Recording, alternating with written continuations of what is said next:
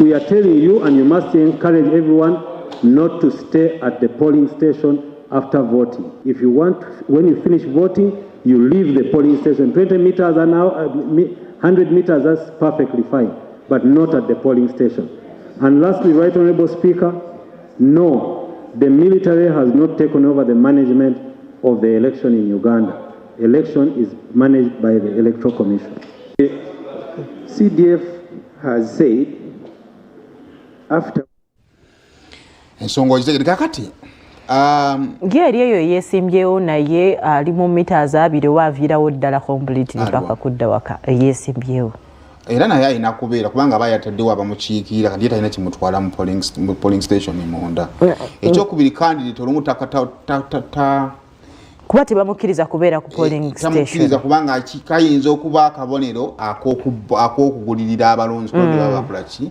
nti oli wajja musajja wa kisa ng'omuwa kaki akalulu naye kati nga tumaliriza some of the arguments akulira akakiiko k'ebyokulonda ze yatuwa yali space tibannanga ebifo ebimu biki bifunda kitwagala okubuuza we kiba kigazi tukkirizibwa ekyo kiri awo naye mitendera ki egiyitibwamu okugazeetinga e polling station kubanga twandirowoozezza nti nno amateeka g'ebyokulonda gandibadde ge gasooka okusoosowazibwa ng'olonda polling station kubanga lyetteeka ligamba nti okkirizibwa okusigala awalondebwa kasita ogenda meters 20 okuva ku polling station kitegeeza nti nno ebyo byonna birina okulowoozebwako kyova bifo ng'ebisaawe amasomero amakanisa bikozesebwa era kyova olaba nnaku z'omwezi nga 15 January egenda kubeera public holiday tetusuubirayo baana bagenda kukola bibuuzo ku olwo olunaku tetubasuubira kusaba ku olwo olunaku tetubasuubira kutegeka tournamenti ya mupiira kubanga lugenda kubeera lunaku lwakulonda kakati ekibuuzo akakiiko k'ebyokulonda waki mu gazeetinga ebifunda nammwe bimumanyi nti kino kifunda ate kiri kigazi kati ekyo nekituza wali akakiiko k'ebyokulonda kayinza okuwa ansa kangikuwe tibannange byebifo ebigazi obirabako ewammwe ekyo nekizza eri abakulembeze betulonda batunze ettaka lyaffe eryandibadde ery'ebyalo erituyambako ku ebyo ebintu litundiddwa nga mukola ki kulaakulanya kitundu ate kakati ebitundu tebisobola kukulaakulana nga tebisobola kufuna bakulembeze bajjidde mu mikono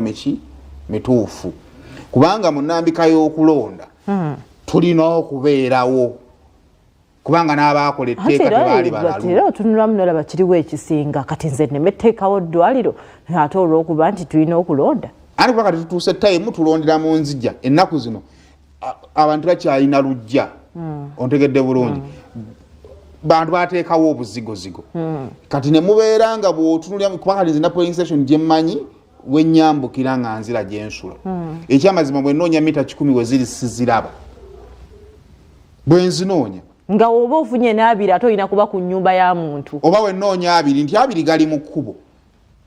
oba omala kuwalamba nnyumba kakati waliwo abamu nga kalonde kakumu olina kakuumira ku muti ng'olina oba kubeera ku bbaati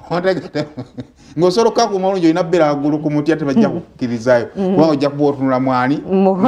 mwalonda so twongere okwefumiitiriza ku nsonga ezo ate ng'ebintu birala bikyagenda mu maaso okuba nga bibeerawo